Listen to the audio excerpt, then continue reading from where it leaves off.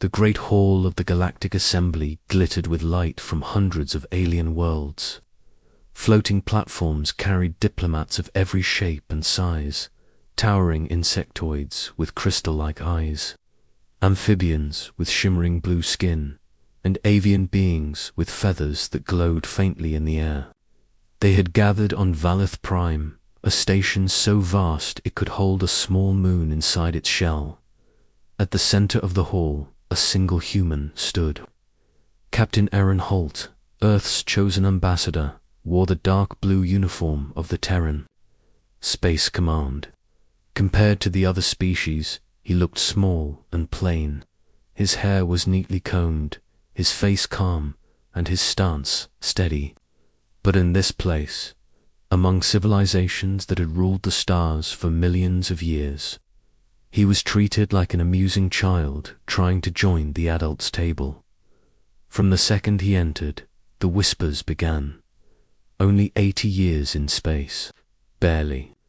A hatchling, one alien hissed. They think they can stand beside us. Another chuckled, their voice like grinding stone. Humans are impulsive. They will not last another century. The laughter grew louder when the Dravari warlord entered. He was a giant, reptilian being, his body covered in black and bronze armor that clanked with each step. His eyes glowed faint yellow, and his mouth curled into something between a sneer and a grin. So, the warlord said, his voice booming across the chamber, "This is Earth's representative. The younglings of the galaxy send one soldier." To speak for them? Holt didn't answer right away. His hands were behind his back, his expression unreadable. "You have spirit, human," the Dravari continued. "But spirit is not enough. We have fought wars for 10,000 years. Your species is still learning to walk among the stars. Stay in your cradle. Leave the real wars to those who understand them." Laughter rippled across the hall, sharp, mocking, cruel, but Holt didn't flinch. Instead, he let the noise roll over him like waves. He had heard it all before. The jokes, the condescension, the underestimation. Earth was young in galactic years, yes, but what the aliens didn't understand was that youth could be dangerous. Youth learnt fast. Youth adapted. Youth fought with a desperation that ancient empires had long forgotten. Somewhere far beyond this hall, in the icy darkness past Neptune, a single transmission was waiting. A coded signal. Only one human ship had the clearance to receive it. The Archangel. No one in this chamber knew its name. Officially, it didn't exist. Unofficially, it was the most dangerous warship humanity had ever built. The Dravari stepped closer, towering over Holt. "If you want respect, human, earn it. Bring one of your ships. Face our smallest fleet. Prove yourself in the fire, or stay silent forever." The room went quiet, waiting for Holt to refuse. That's what a sensible young species would do. Instead, Holt smiled. Just a small, calm smile that made the warlord's eyes narrow. "Very well," Holt said. "Name the place." Gasps echoed through the hall. Some aliens leaned forward, whispering in their own tongues. Others simply stared, their expressions shifting from amusement to interest. The Dravari gave a low, growling laugh. "Zarath 9, neutral system. 1 week." Without another word, Holt turned and walked away. The corridors of Valeth Prime were lined with transparent walls, showing the swirling colors of nearby nebulae. Holt walked alone, but his mind was already elsewhere, already reaching toward the dark space where the Archangel waited. He tapped a small device on his wrist. "Send message Sigma Black to Soul Command. Code, Archangel awakens." A pause, then a soft voice in his earpiece confirmed. "The ship will be ready. Aboard the Archangel, far from the assembly, Captain Myra Kalin stood in the command center. The crew, only 50 men and women, moved with quiet precision. This was not a massive warship like the alien dreadnoughts. It was smaller, sleeker, designed for speed, stealth, and overwhelming firepower. Its hull shifted colors, blending with the stars. Message from Ambassador Holt, the comms officer reported. He accepted the challenge. Kellen's lips curved into a faint smile. Of course he did. She looked at the massive viewing screen, where the Dravari fleet's position was already marked in red. 50 ships, heavily armed. By alien standards, this was a small force. By human standards, it was almost unbeatable. Almost back on Valith Prime. The Assembly's discussions continued without halt. Many still laughed at his reckless decision. Some, however, began to watch Earth with a little more curiosity. A few older species remembered what it was like to be underestimated. High above the chamber, in a private balcony, a pair of insectoid diplomats spoke in hushed clicks. "They think him foolish," one said. "And you, I think. I have seen that look before. It is the look of a predator that knows it has already chosen its prey."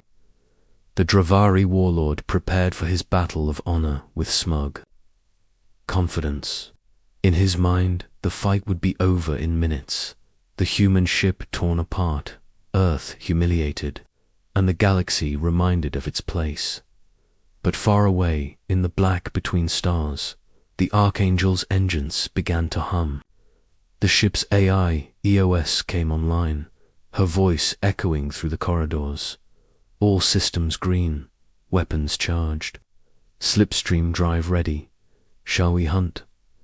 Kellen's answer was calm and steady. Plot course to Zarath 9. Let's show them what children of Earth can do. The ship slipped forward into the darkness, its hull fading from sight as it entered stealth mode.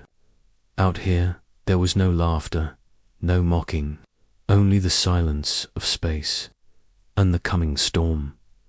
The Archangel moved like a shadow through the emptiness of space. No light reflected off its surface. No sensors could lock onto its position. The galaxy's most advanced tracking systems. It was as if the ship did not exist at all. Captain Myra Kalin stood in the command center, her hands resting lightly on the rail. She had the posture of someone who had been through fire before. Calm, focused, ready to act. Around her, the crew moved like parts of a single machine, each person knowing exactly what to do without being told. "Engines stable," reported Lieutenant Rourke from navigation. "Slipstream drive is in standby. Power levels?" Kalin asked. "All systems at full. Weapons at maximum charge," came the reply from Tactical. The Archangel was unlike any other ship in the Terran fleet. It was born from desperation, a mix of human engineering and alien. Technology recovered from the ruins of a long-dead civilization, found buried deep under the Martian surface. For decades, scientists had struggled to understand the ancient designs. When they finally cracked them, they built a ship not for exploration, but for survival. Her hull could bend light around her, making her invisible to the eye and to scanners. Her engines could leap between systems in seconds, vanishing from one star and reappearing in another without warning. And her main weapon, the stellar lance, was something the galaxy had never seen. A focused beam of compressed stellar plasma, capable of slicing through the heaviest shields as if they were paper. But the Archangel's true advantage was not just her weapons. It was her crew. Every single person aboard had been handpicked for skill, courage, and the ability to think under impossible pressure. They were not many, Only 50 souls, but each one knew they were part of something history would remember. In the briefing room, the crew gathered around a large holographic display. The image of Zarathene floated in the air, a yellow star surrounded by a handful of barren worlds and one massive asteroid belt. The Dravari fleet will be here, Kalen said, pointing at a cluster of glowing red markers near the belt's outer edge. 50 ships, heavy armor, strong shields. They will expect us to face them head-on. A murmur of quiet laughter moved through the crew. Facing them head-on would be suicide. Exactly what the Dravari assumed humans would do. We won't. Kalen continued. We'll come in from the shadow side of the belt. The asteroid mass will hide our approach until we're in strike range.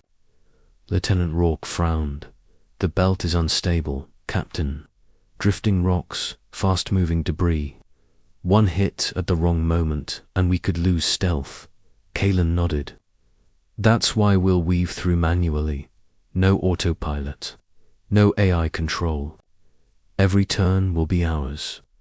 The moment we fire, they'll see us, but by then it will be too late. In another part of the galaxy, aboard the Dravari flagship Bloodfang, Warlord Karvak was enjoying his own preparations. He sat in his throne-like command chair, surrounded by the deep rumble of his ship's engines. The Bloodfang was massive, a warship that could crush a small moon if given the order. His officers brought him reports of the human ship's departure from Sol Space. One vessel, his first lieutenant sneered. Smaller than our cruisers. Their defeat will be quick. Karvak leaned forward, his grin revealing sharp, blade-like teeth. Quick, yes, but not too quick. Let the galaxy watch them fall. Let them remember their place. Back on the Archangel, the final checks were complete. The crew strapped into their stations as the ship approached slipstream entry. Eos, the ship's AI, spoke in her calm, measured voice. Slipstream path locked. Estimated travel time, 4 minutes to Zarath 9. Shall I engage? Kellen's voice was steady. Engage. The view outside the forward windows blurred as the Archangel leaped into the slipstream, a tunnel of distorted starlight that wrapped around the ship. Time seemed to bend. The crew sat in silence, each of them knowing that when they exited, they would be within striking distance of an enemy fleet that outnumbered them 50-1. No one looked nervous. If anything, there was a strange calm in the air, the calm that comes before a storm. Far away on Valith Prime, Captain Aaron Holt stood at the assembly's observation deck, watching the live sensor feed projected in the center of the hall. Representatives from dozens of civilizations had gathered to witness the duel between Earth and the Dravari. Most expected to see the human ship destroyed within the first volley. Holt simply folded his arms and watched. Your people are brave, said a tall silver-skinned envoy beside him. But bravery does not always mean victory. Holt's eyes didn't leave the display. It will today. The Archangel dropped out of slipstream on the far side of the Zarathane asteroid belt. Giant rocks, the size of cities, drifted lazily through the void, some colliding in slow, silent impacts. The crew adjusted course, weaving between the tumbling stone giants, their movements careful but fast. They can't see us yet, Rourke said quietly from navigation. Kellen's gaze was locked on the tactical display. Red markers glowed ahead. The Dravari fleet, waiting, unaware that their prey was already inside the kill zone. Hold position behind the last asteroid, Kalon ordered. Weapons hot. Target the lead ship. The crew obeyed. The Stellar Lance began to charge. its core glowing with the light of captured solar fire. Eos spoke softly. Primary weapon at full capacity. Kalon leaned forward, her eyes cold and focused. Fire. The void lit up. Asterisk. The first shot from the Archangel ripped across the void like a spear of sunlight. It struck the Dravari lead ship before anyone knew what was happening. For a single instant, its shields flared white, then collapsed entirely. The beam punched through the vessel's armored hull, slicing it from bow to stern. The ship split apart without a sound, its two halves drifting away from each other. A heartbeat. Later, secondary explosions bloomed like deadly flowers, scattering glowing debris into space. On the Dravari flagship Bloodfang, alarms blared. Warlord Karvak's yellow eyes widened as he turned toward his tactical officer. "Where did that come from?" he barked. The officer scrambled over the controls. "Unknown, my lord. Sensors read nothing, no ship, no signature. Another." Flash. Another ship in the Dravari formation vanished in a blinding burst of light. The crew of the Bloodfang stared in disbelief as their numbers dropped from 50 to 48 in under a minute. "Find them," Karvak roared. Now, back behind the asteroid belt, the Archangel was already on the move. Captain Kellen's voice was calm, even as her hands moved quickly across the controls. "Target the next closest vessel. Adjust angle by 0.4 degrees. Fire when ready." The stellar lance discharged again, its golden beam cutting through space. On the battlefield display, another red icon winked out. "3 down," reported Lieutenant Rourke. "They still can't get a lock on us." Kalon didn't smile. Her voice stayed cold and focused. "Keep moving. Never give them a fixed position." High above the battlefield, the Galactic Assembly watched the live feed. The chamber, once filled with mocking laughter, was now silent. Aliens leaned forward in their seats, eyes wide as they saw Dravari warships, ships that had crushed countless enemies, dying without ever landing a shot. "Impossible," whispered one ambassador. "They're invisible," said another. Holt stood with his arms folded, his gaze fixed on the battle. "No, just careful." On the Bloodfang, the Dravari fleet scrambled. Fighters launched from hangar bays, spreading out in search patterns. Karvak activated the fleet's most advanced sensor sweeps, flooding the belt with energy pulses. "Contact," shouted a sensor officer. A dozen ships turned their weapons toward the source, but when they fired, their shots tore into an empty patch of space.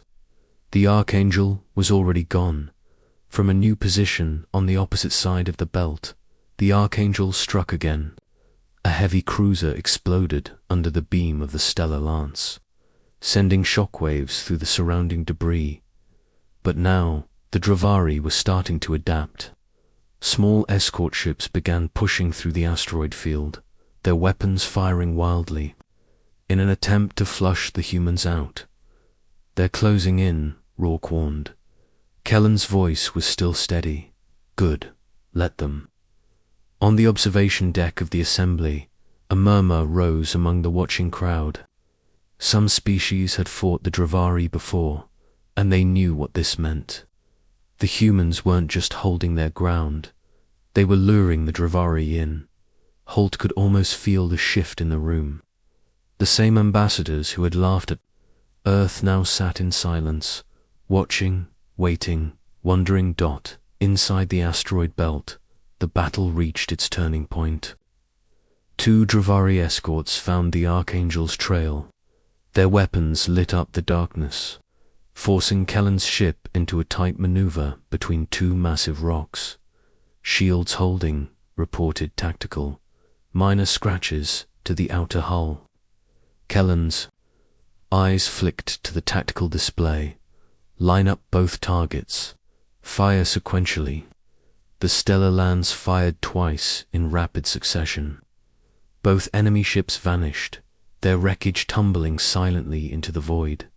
Status? Kalen asked. 8 down, Rourke replied. 42 remaining. Kalen glanced at the clock. Less than 5 minutes had passed since the first shot. On the Bloodfang, frustration turned to fury.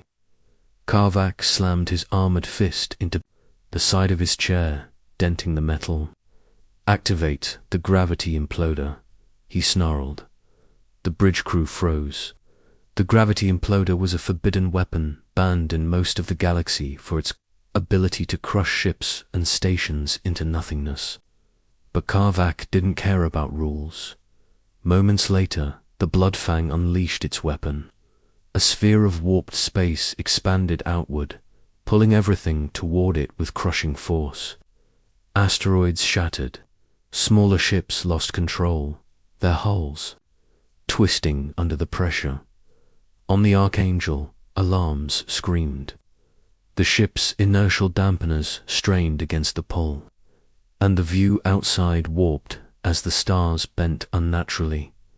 Imploder field detected, EOS reported calmly. Hull stress rising. Kellen's jaw tightened. Hold position. I've got a plan. Asterisk, the Archangel groaned under the crushing pull of the gravity imploder. The deck trembled beneath the crew's boots. Displays flickered, warning lights turned red, and the air filled with the low, steady hum of stressed hull plating. Outer armor at 30% stress threshold, EOS reported. Her voice remained calm, but the numbers flashing across the tactical screen were anything but comforting. Lieutenant Rourke gritted his teeth. If we stay in this field, we'll be pulled apart in 60 seconds. Captain Kellen's eyes narrowed.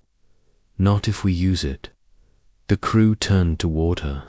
She was already moving toward the helm controls. Overload the slipstream drive. Feed the excess energy into the hull's gravitic plating. When I give the signal, we'll jump into the field's center. Rourke's eyes widened. Captain. The center is where the pull is strongest. Exactly, Kalen said. The imploder wasn't built to handle matter appearing inside its collapse point. If we force a jump in, it'll eat itself alive. No one argued. They knew her plans always danced on the edge of impossible, and somehow she always landed them, on the Dravari flagship Bloodfang. Warlord Karvak leaned forward in his seat, watching the asteroid field twist under the imploder's power. Whole chunks of rock cracked apart, tumbling into the growing sphere of distorted space. They can't run now, he said, his grin wide. They will be crushed like insects. A moment later, his tactical officer's voice trembled. My lord, energy spike from inside the belt. Karvak frowned. From the humans, yes, but it's unstable. I can't. The officer never finished. In the asteroid belt, the Archangel's slipstream core reached overload. Energy rippled through the ship, making the air buzz in the crew's lungs. Kellen's voice rang out over the comms. All hands. Hold on. The Archangel vanished in a flash of warped starlight. The next instant, it reappeared inside the imploder's heart. The effect was immediate. The imploder's gravitational core spasmed under the sudden intrusion of mass and energy, where no mass should exist. Its field collapsed inward on itself, the distortion imploding faster than it was meant to. A wave of destructive force ripped outward, not toward the Archangel, but away from it. Dravari ships caught too close to the sphere were torn apart, their armored hulls twisted into spirals of glowing wreckage. On the Archangel's bridge, Rourke's voice came fast. We've got them at least 12 destroyed in the implosion. Kellen's gaze locked onto the tactical screen. One icon glowed brighter than the rest, The Dravari command ship, still intact. Not enough. Kill the head, and the body dies. Eos's voice was almost eager. Command vessel targeted. Range 30,000 kilometers. Bring the lance online, Kalen ordered. Maximum charge. The Archangel angled itself toward the Bloodfang. Energy gathered along the length of the stellar lance, its glow turning from gold to blinding white. On the Bloodfang, Karvak finally saw the human ship, sleek, black, deadly, cutting through. The aftermath of the implosion like a predator through fog. Fire, everything, he roared. Beams and missiles streaked through space toward the Archangel, but the ship rolled and twisted between them, her hull shifting color to scatter the Dravari targeting systems. The stellar lance fired, the beam speared through the Bloodfang's shields, carving into its armor. The Dravari flagship shuddered as molten metal sprayed into space. The beam didn't stop, it punched straight through the core. For a heartbeat, the Bloodfang held together. Then the ship tore apart in a chain of explosions, so bright they lit the asteroid belt like a second sun. On the assembly's observation deck, the feed of the battle went white with the explosion's glare. When it cleared, the Dravari fleet was in chaos. Leaderless, half their ships destroyed, the survivors began to scatter. No one spoke for several seconds. Then, slowly, the whispers began. They did it. 1 ship against 50. This changes everything. Captain Holt stood silent, his eyes on the fading wreckage. Somewhere deep inside him, he knew this moment would echo for centuries. On the Archangel, the remaining Dravari ships broke formation, retreating at full speed. Eos's voice was calm again. Enemy forces in retreat. Shall we pursue? Kalen shook her head. No, let them run. Let them tell the story. The crew sat in silence for a moment, the reality of what they had done settling in. 50 against 1, and humanity had walked away the victor. The battle was over.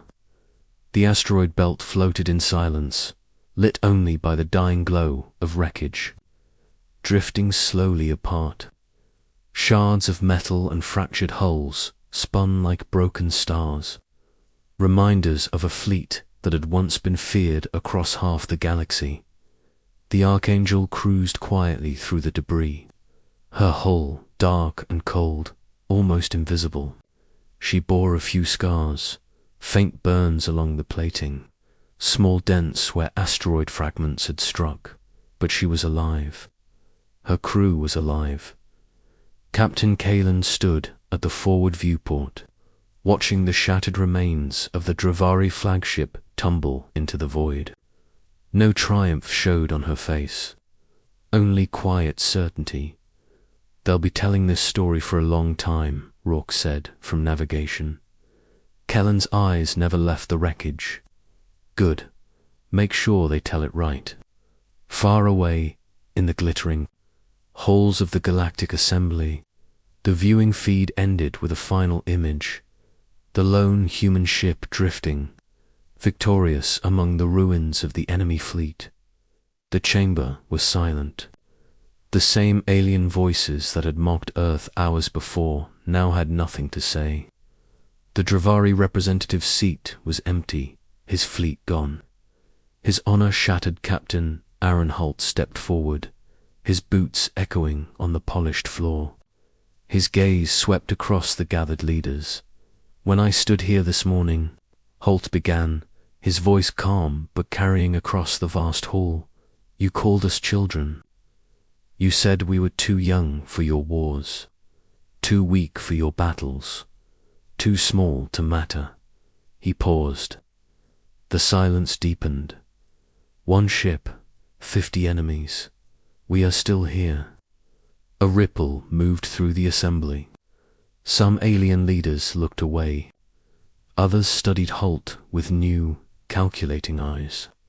Respect was rare here, and fear even rarer. But Holt could feel both now, pressing in from every corner of the chamber. In the highest balcony, an old insectoid envoy leaned toward his companion. "They've shown their teeth," he whispered. "Yes," the other replied, "and the galaxy will not forget it." Back aboard the Archangel, Eos's voice broke the stillness. "Orders from Sol Command, return home. Mission classified at level Omega." Kalen smiled faintly. "Plot the course." The crew moved with quiet efficiency. No cheers, no celebrations. Just the steady rhythm of professionals who knew this was only the beginning. As the Archangel slipped into the black, Kalen looked once more at the empty space where the Dravari fleet had stood. She knew that somewhere out there, other civilizations were already talking, already planning. Some would want alliance, others would want revenge. Either way, humanity would be ready. On Valith Prime, Holt left the assembly without another word. He didn't need to speak. The look in his eyes, the silent weight of victory, said everything. When he reached the docking bay, a young officer from another species hurried up to him. "Ambassador Holt," the alien said nervously. "I watched. The battle, your people, they fight differently." Holt glanced at him. "We fight to win." And with that, he boarded his shuttle, leaving the whispers of the assembly behind in the weeks to come. The galaxy would replay the footage over and over, the invisible human ship, the impossible kills, the moment the mighty Dravari flagship died in a burst of light. They would remember, and somewhere, in the quiet dark of space, the Archangel waited for her next mission.